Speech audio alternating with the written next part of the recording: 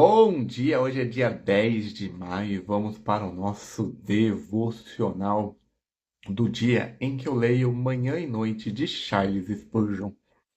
Mas antes, vamos começar com a nossa oração. Jesus, Pai querido, que o Senhor esteja presente do começo ao fim deste devocional, que o Senhor traga para essa live todos que precisam ouvir essas reflexões sobre a sua palavra que se encontra em 1 Coríntios 15, versículo 20, e João, capítulo 1, versículo 14. Espírito Santo, se for necessário que o Senhor coloque em minha boca qualquer palavra para esse devocional. Agradeço por estar conosco neste dia. Amém, amém, amém.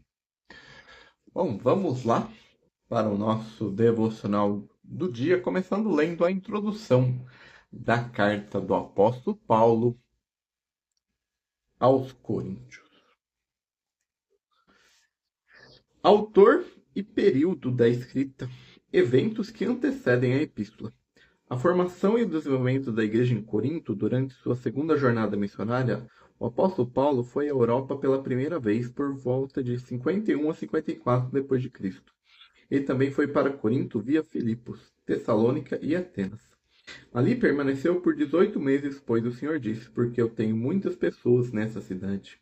Como sempre, Paulo começou seu ministério pregando o evangelho nas sinagogas dos judeus. Muitos chegaram a crer no Senhor Jesus, porém, quando os judeus recusaram a mensagem, Paulo se retirou de perto deles e também falou aos gregos.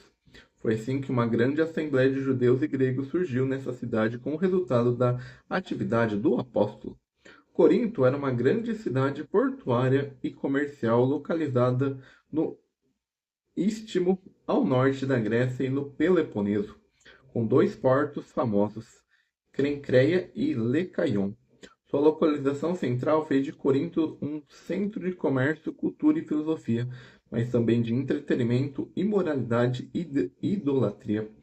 A imoralidade dos coríntios era notória.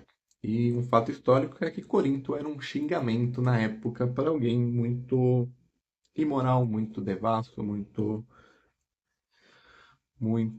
que vive essa vida que é contra o que Deus defende. Inclusive para os padrões gregos. A gente está falando de uma nação grega, para os próprios gregos, os coríntios eram acima da média, podemos dizer assim, mas eles ultrapassavam o que é muito falado, tanto em 1 Coríntios como em 2 Coríntios. A Assembleia em Corinto consiste em judeus e gregos. Foi exposta de duas maneiras às influências do mundo ao seu redor. Em primeiro lugar, porque a maioria se tornou cristã e tinha um passado pagão. E em segundo lugar, porque eram continuamente expostos ao seu ambiente maligno. Aprendemos por meio da epístola que a imoralidade sexual da cidade de Corinto havia influenciado parte da igreja. Alguns crentes não viam nada de mal em comer alimentos que haviam sido oferecidos a ídolos. Outros não tiveram problema algum nem mesmo em entrar no templo dos ídolos. Também haviam problemas entre os cidadãos, espírito de divisão levando a discussões, irmãos entrando em juízo com irmãos, desordem nas reuniões e, finalmente, a negação da verdade cristã fundamentada da ressurreição. Além de tudo isso, alguns homens se levantaram e tentaram lançar dúvidas acerca da autoridade apostólica do apóstolo Paulo. Motivação para a escrita da epístola. Depois de retornar de segunda viagem missionária, Paulo iniciou a terceira. Durante essa sua jornada, ele permaneceu em Éfeso por 3 anos. É provável que tenha sido quando obteve mais detalhes além dos mencionados anteriormente. Aprendemos ser a primeira epístola aos Coríntios que suas informações foram baseadas em duas fontes. Primeiro, ele ouviu falar das contendas entre os coríntios por parte da casa de Chloe. Depois, os coríntios escreveram uma carta a Paulo fazendo várias perguntas que os preocuparam. Com base em 1 Coríntios 5, versículo 9, a maioria dos estudiosos nos dias de hoje supõe que essa mesma epístola foi precedida por outra carta do apóstolo Paulo, que não está mais disponível. Expositores anteriores não pensavam assim. A existência da carta é possível, mas não foi comprovada nem é necessária para que possa compreender essa epístola. É muito possível que o apóstolo se refira à epístola aos Romanos ao dizer: eu vos tenho escrito por carta. Assunto e propósitos escritos. A autoria do apóstolo Paulo dessa epístola nunca foi questionada. De acordo com o ensino e o estilo, ela é típica de Paulo. Ele se menciona como autor no início e no fim da epístola. E no capítulo 4, versículo 15, escreve que eu vos gerei pelo Evangelho. Com isso, ele quer dizer que levou os coríntios a uma fé viva em Deus. Isso confirma plenamente os fatos de Atos, como já vimos. Por volta do ano 95 depois de Cristo, Clemente de Roma testemunha que Paulo foi o autor da primeira epístola aos Coríntios. Da mesma forma também fizeram Policarpo, Irineu e Tertuliano.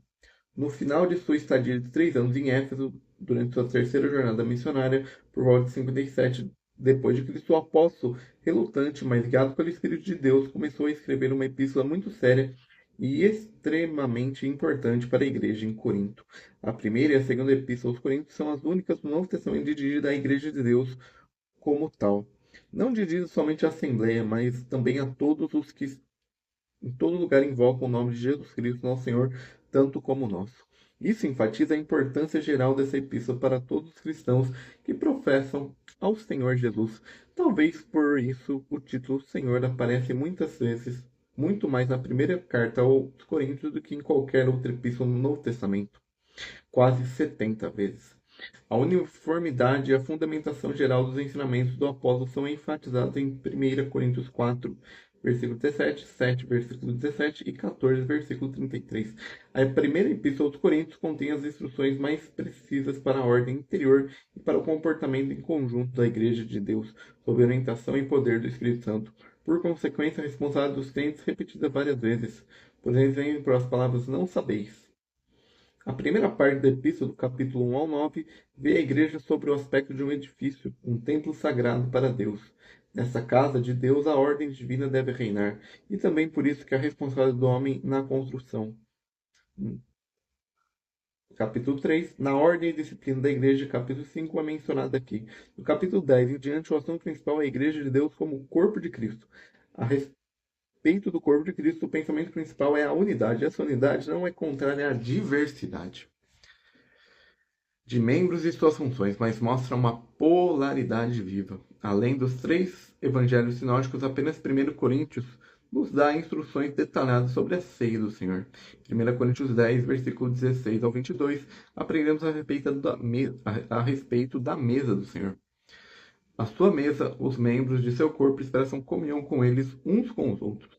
Capítulo 11, do 23 ao 33, apresentam a ceia do Senhor como partir e comer do pão e beber do cálice em lembrança dele. A morte do Senhor é anunciada até que ele venha. Ambas as passagens enfatizam a responsabilidade dos participantes. O capítulo 10 enfatiza o coletivo e o capítulo 11 a responsabilidade pessoal do crente. Mais 2 parágrafos precisam de uma menção especial. O capítulo 13 costuma ser chamado de o Cântico do Amor. Na sabedoria de Deus, ele está muito bem colocado nessas informações entre os dons espirituais, capítulo 12, e as instruções como viver corretamente. Tais dons nos capítulos 14. O capítulo 14 menciona os dons de profecia e de falar em línguas. Esse último dom era superestimado pelos coríntios. O segundo parágrafo é o ensino detalhado sobre a ressurreição no capítulo 15. Ela termina com a revelação do mistério da transformação dos santos vivos no arrebatamento da igreja. Peculiaridades: a relação entre Paulo e a igreja em Corinto. Das 2 epístolas aos Coríntios, os estudiosos modernos reconstruíram em 4 compilados, mas de maneira alguma uniforme, de relação entre o apóstolo e a igreja em Corinto. Lendo 1 Coríntios 5, versículo 9, alguns podem pensar ter a prova que Paulo escreveu outra carta aos Coríntios.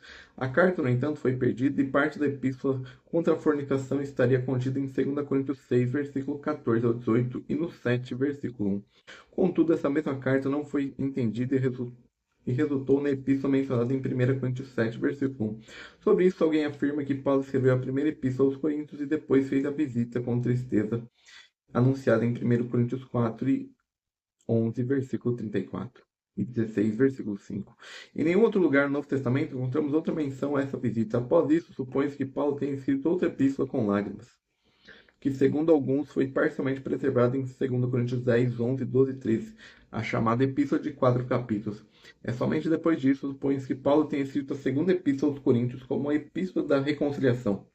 Ainda há outra suposição relacionada a essa teoria que é 1 Coríntios 5 não fala da mesma pessoa que 2 Coríntios 2 e 2 Coríntios 7. A pergunta a respeito de Paulo se referir a uma epístola anterior ainda não existente não é fácil de responder. No entanto, o Novo Testamento, especialmente as epístolas aos Coríntios, fornece uma imagem muito mais fácil. Paulo escreveu a primeira epístola com um coração muito sobrecarregado, pois tinha em mente os tristes eventos e condições dessa igreja.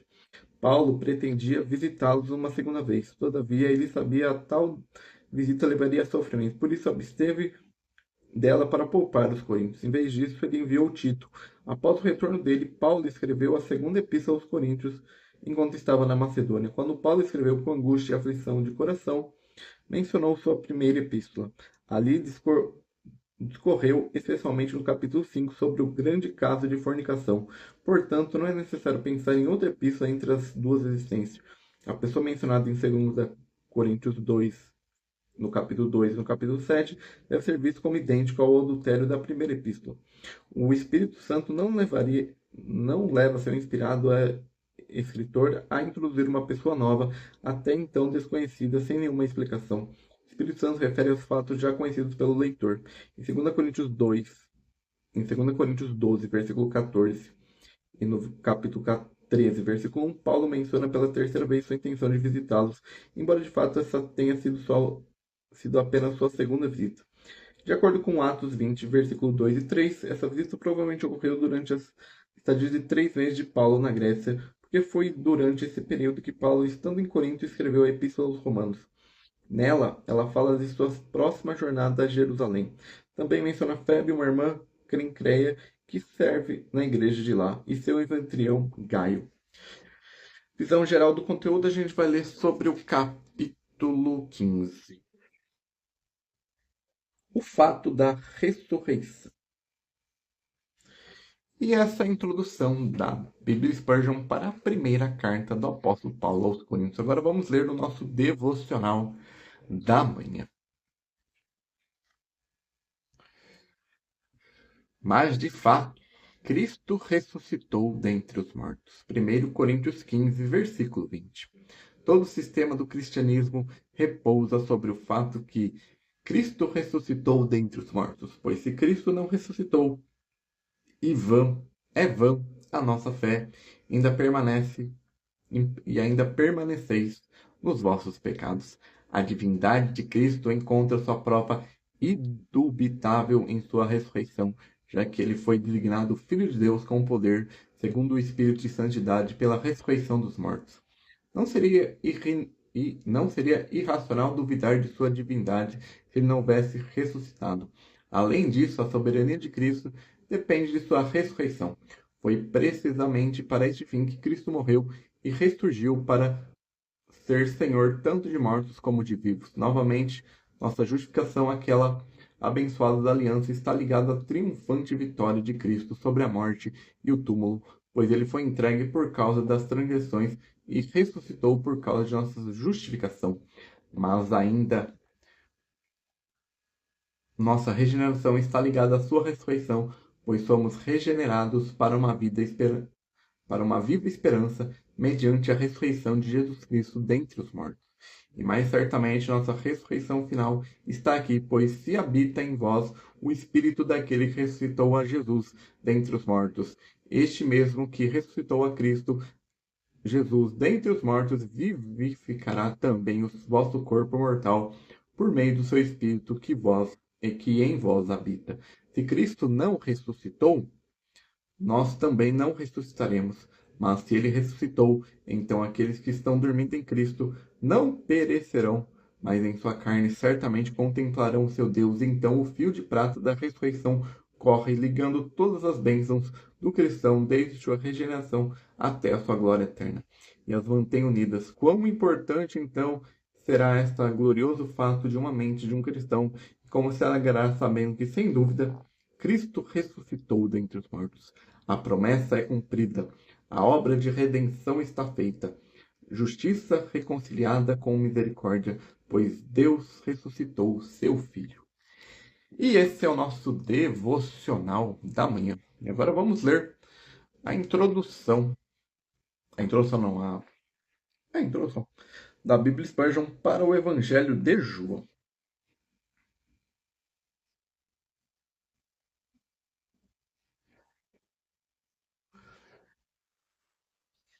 Autor e período da escrita. O nome do autor do Evangelho de João não é mencionado, como também é o caso dos 3 evangelhos sinóticos. O escritor fica em segundo plano, atrás da mensagem de Deus. João foi uma testemunha ocular das ocorrências relatadas, como ele mesmo escreve. De fato, apenas um espectador seria capaz de fornecer detalhes claros, como cerca da hora 10ª, 6 talhas de pedra e 153 grandes peixes. O autor do Evangelho se autodenomina o discípulo a quem Jesus amou por 5 vezes. E várias vezes o outro discípulo. Dos 3 discípulos que eram mais íntimos do Senhor Jesus, Pedro, Tiago e João, o último nunca é mencionado em todo o Evangelho. Essa reserva confirmaria a tradição da Igreja Antiga de que João, o discípulo do Senhor, é autor desse Evangelho, que é confirmada por Irineu, aluno de Policarpo de Esmirna, qual conhecera João pessoalmente. Teófilo de Antioquia citou o primeiro versículo do Evangelho por volta de 180 e nomeou João como autor. No entanto, houve outras suposições no passado, assim como nos últimos tempos. Segundo alguns, um presbítero com o mesmo nome deve ter sido autor. Contudo, não há provas irrefutáveis contra a autoria de João. Sabemos mais sobre João do que qualquer outro autor dos evangelhos. Ele foi um dos filhos de Zebedeu e provavelmente era um pescador próspero nas margens do lago da Galileia. E empregava servos assalariados. A mãe de João e Tiago era Salomé. Ela pediu ao Senhor que seus 2 filhos se assentassem à sua direita e à sua esquerda em seu reino. O chamado de João para ser discípulo do Senhor é discípulo dos evangelhos sinóticos. João e seu irmão Tiago estavam cheios de zelos pelo Senhor. Provavelmente é por isso que eles o chamam de Boanerges, filhos do trovão. Lucas relata 2 ocorrências em que João mostra grande zelo. João e seu irmão Tiago e Pedro pertenciam ao círculo interno dos apóstolos. Somente esses 3 tiveram permissão para estar com o Senhor na ressurreição da filha de Jairo, na transfiguração no monte e no jardim do Getsemane. Pedro e João foram enviados para preparar a última Páscoa. Eles foram os primeiros discípulos que Maria Madalena encontrou no dia da ressurreição do Senhor Jesus e que viram o sepulcro vazio. João estava mais próximo do Senhor Jesus no cenáculo em Jerusalém quando os discípulos se reuniram pela última vez e finalmente ele foi o único a estar esperando de pé, próximo à cruz de seu Senhor. Também foi ele quem primeiro reconheceu o Senhor quando apareceu a eles no mar de Tiberíades.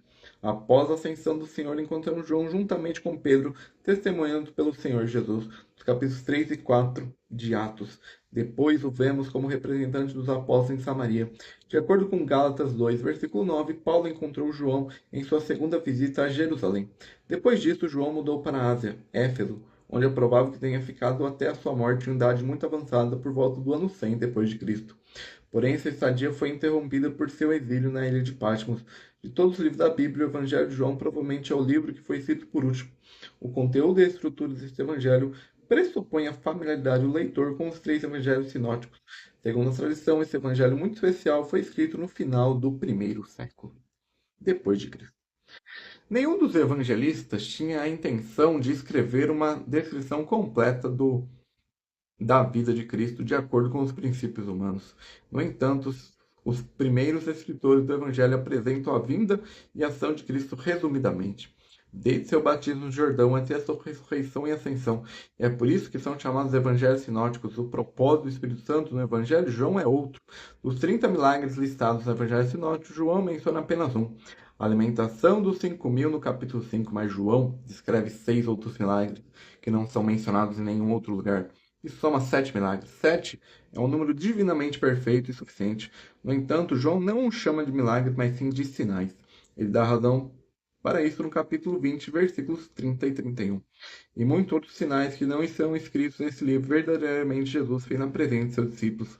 Mas estes estão escritos para que possam crer que Jesus é o Cristo, o Filho de Deus, e para que, crendo, tenha vida através do seu nome. Essa afirmação de João é uma boa descrição do assunto e do propósito do seu evangelho. O Senhor Jesus é o Filho de Deus. Encontramos o título Filho 29 vezes no Evangelho de João, dos quais 10 vezes é descrito como Filho de Deus. Uma linguagem simples, quase infantil, com um vocabulário de apenas cerca de 700 palavras, João nos comunica a verdade exaltada que a palavra, o eterno Filho de Deus, se tornou carne. Portanto, ele não menciona nada como a genealogia, o nascimento ou a infância do Senhor Jesus. Em vez disso, o primeiro versículo do Evangelho leva o leitor de volta à eternidade. No princípio era a palavra, a eterna pré-existência do Filho de Deus é mencionado em João 8,58, no capítulo 17, nos versículos 5 e 24. O Evangelho nos fala apenas de alguns milagres do Senhor Jesus, e João os chama simplesmente de sinais. Tudo isso serviu apenas para revelar a onipotência divina do Senhor. O homem, Jesus Cristo, é ao mesmo tempo Deus eterno que, como o Senhor Jeová, no Antigo Testamento dizia a si mesmo: Eu sou o que sou. Quando o Senhor Jesus foi levado cativo e disse aos soldados: Eu sou ele. Eles o recuaram e caíram no chão. Ele é o único a afirmar: Eu sou o pão da vida, eu sou a luz do mundo, eu sou a porta das ovelhas, eu sou o bom pastor, eu sou a ressurreição e a vida. Eu sou o caminho, a verdade e a vida. João menciona várias vezes que o Senhor Jesus deu a vida voluntariamente. É por isso que este evangelho não menciona o tempo de oração no Getsemane. O Filho de Deus tinha o poder para dar a vida e teve poder para tomá-la novamente. Os poucos incidentes registrados por João estão em ordem cronológica, assim como no Evangelho de Marcos. João é o único evangelista mencionando 3 passos em seu evangelho.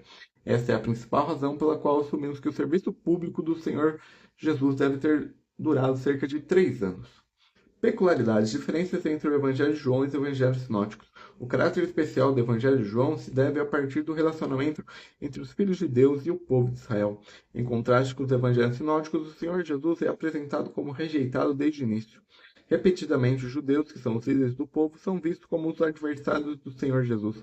Os judeus estão sempre distintos e separados do povo. No entanto, somente João descreve o ministério de Cristo na Judéia. Isso ocorreu antes do seu ministério na Galileia. João também nos diz 4 vezes que o Senhor estava em Jerusalém. Ele não encontra tanta falta de juízo e desavenças nos evangelhos sinóticos quanto no evangelho de João. Os judeus pensavam no templo em Jerusalém, enquanto ele falava do templo do seu corpo. Nicodemos não entende o que o Senhor quer dizer como novo nascimento. A mulher em Sicar não sabe o que é água viva. As pessoas não compreendem o que é o pão do céu, etc. Todos esses acontecimentos apontam um contraste entre os homens não podem superar, entre as trevas e a luz, entre a morte e a vida, entre o mundo e Deus. O caminho da humanidade até Deus pode ser aberto pela fé, somente porque Deus, o Filho, se tornou homem e cumpriu a obra de redenção na cruz. Visão geral, João 1, do 1 ao 18, prólogo, a palavra. É uma lição abençoada para nós aprender que somos totalmente dependentes de Deus para todas as coisas, mas especialmente para as espirituais. Você não orará a menos que Ele lhe dê a súplica, o espírito de súplica. Você não terá ternura de coração a menos que Ele opere o arrependimento em você. Você não terá mais fé, ao menos que a fé seja constantemente concedida por Deus. Presto o meu testemunho de que não há alegria em todo este mundo como doce comunhão com Cristo. Eu trocaria tudo o mais que existe no céu por isso. Na verdade, isso é o paraíso, quando as harpas de ouro, as ruas como vidro transparente, os corações dos serafins e clamor dos redimidos, pode ser muito bem desistir de tudo isso, contando com as gotas em um balde, se pudéssemos viver para sempre em comunhão com Jesus. E essa é a introdução do Evangelho de João, da Bíblia Spurgeon. Agora vamos ler o nosso devocional da noite. Cheio de graça e de verdade, vimos sua glória, glória como do ungido do Pai. João 1, versículo 14. Cristão, você pode dar seu testemunho que Cristo é o unigênito do Pai, bem como o primogênito dentre os mortos. Pode dizer, ele é divino para mim, mesmo sendo humano para todo mundo ao redor. Tudo que ele fez para mim, apenas um Deus poderia fazer. Ele subjugou minha obstinada vontade, derreteu um coração inflexível, abriu os portões de bronze e rompeu as traças de ferro. Ele transformou meu murmúrio em riso e minha desolação em alegria. Ele levou meu cativeiro cativo e fez meu coração se regozijar-se de indescritível júbilo e plenitude de glória.